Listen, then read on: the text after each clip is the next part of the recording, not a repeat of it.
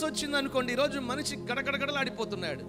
దాన్ని దాటలేక, దాన్ని అధిగమించలేక ఈరోజు చాలా మంది కృంగిపోతున్న పరిస్థితులు లోకంలో కనబడుతున్నాయి మనకి. ఆ దినం జరిగిన విషయం ఇది. ఏది? రాజుగారు కల వచ్చింది. కల కూడా మర్చిపోయాడు. కానీ ఆ కళ అతనికి కలవరాన్ని తెచ్చింది. ఆ దినం నుండి రాత్రి నిద్ర పడట్లేదు. ఆ రాజ్యంలో ఉన్న వారందరినీ పిలిచి రాజుగారు చెప్పిన మాట, కళ నేను మర్చిపోయాను, కళ మీరే చెప్పాలి, కళ భావం కూడా మీరే చెప్పాలి. కనింది మేం కాదు కదా రాజా, నువ్వు కదా, మేమెట్లా చెప్పగలుగుతాం? అంత జ్ఞానం మీకు లేదా? గడగడగడలాడారు.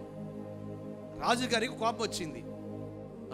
అక్కడున్న ఎవరు సోది చెప్పే వాళ్ళని, ఈ కళల భావం చెప్పేవారిని అందరిని పట్టుకుని చంపేయమన్నాడు. ఈ వార్త ఏమండి ఎవరికి అందిందంటే దానియేలుకి తెలిసింది. దానియేలుని, షడ్రక్, మెషక్, అబేద్నెగోలు కూడా చంపబడే సమయంలో మరణ వార్త వారి దగ్గరికి వచ్చింది. మిమ్మల్ని చంపమన్నాడు రాజు అని. పరిగెత్తుకుంటూ రాజుగారి సముఖము దగ్గరికి వెళ్ళి అంటాడు, నాకు కొద్ది దినాలు అవకాశం ఇవ్వు రాజా, కొంత సమయం ఇవ్వు, నీ కళను నేను చెబుతాను, కళ భావాన్ని కూడా చెబుతాను. హల్లెలూయా చెప్పాలి గట్టిగా. వారు ఎంచుకున్న మార్గం ఏంటి ఆ సమస్యలు అంటే, వారందరూ కలిసి, దానియేలు అంటున్నాడు, మనందరము కలిసి జీవము గల దేవుడైన యెహోవా యొద్ద మనము విచారణ చేద్దాం. మన దేవుడు మనకు ఆ కళను, కళ భావాన్ని కూడా చెప్పగలడు. Dependent on the Lord. దేవుని మీద ఆధారపడే ఒక స్వభావం ఆ నలుగురికి ఉంది కాబట్టే ఏమండి వారి జీవితం సఫలీకృతం అయ్యింది. వారి అనుభవాలు వారి జీవితానికి ఆశీర్వాదకరంగా మార్చబడ్డాయి. వారికి ఉన్న అనుభవం ఏంటి? దేవుని పాదాల పట్టుకుని ప్రార్థించటం. హల్లెలూయా. మరి ఈరోజు ఈ వాక్యం వింటున్న మీ జీవితంలో ఏది విన్నా, ఏది చూచినా నీ ఆలోచనలు చెడిపోకూడదు, నీ నోటిలో కాని మాటలు రాకూడదు. వాటన్నిటినీ చేత పట్టుకుని తీసుకుని వెళ్ళి ఎవరికి అప్పగించాలి? పాస్టర్ గారిగా? ఎవరికి మాట్లాడరండి? జీవమొగల దేవునికి. వారికి వినబడిన వార్తను,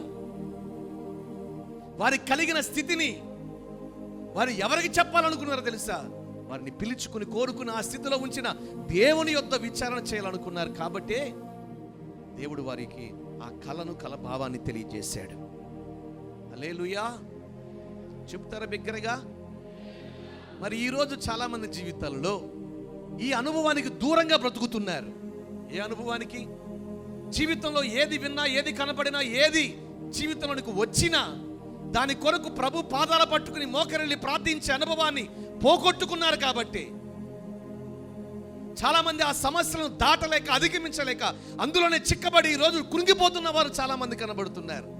లేదు, దానియేలు ఆ యవనస్తులు నలుగురు అటువంటి వారు కారు. మరణ భయంతో పారిపోయిన వారు కాదండి. మరణ భయంతో వచ్చిన వారిని ఎదిరించిన వారు కారు. ఆ మరణకరమైన పరిస్థితుల మధ్య దేవుని పాదాల పట్టుకుని అంగలార్చారు. కాబట్టే దేవుడు గొప్ప కార్యాన్ని వారి పట్ల జరిగించారు. వారు మాత్రమే కాదు, ఆ దేశంలో ఉన్న మిగిలిన వారు కూడా బ్రతికారు. హల్లెలూయా. ఇది ఎలా సాధ్యం అనడానికి చిన్నగా ఉండొచ్చేమో కానీ కళను, కళ భావాన్ని దేవుడు తెలియచేస్తాడా అంటే, ఈరోజు నేను ప్రకటిస్తున్న యేసుక్రీస్తు ఏమండి ఏది మనకు మరుగు చేయడు, సమస్తమును ఆయన బయలుపరచును గాక. హల్లెలూయా, హల్లెలూయా, హల్లెలూయా.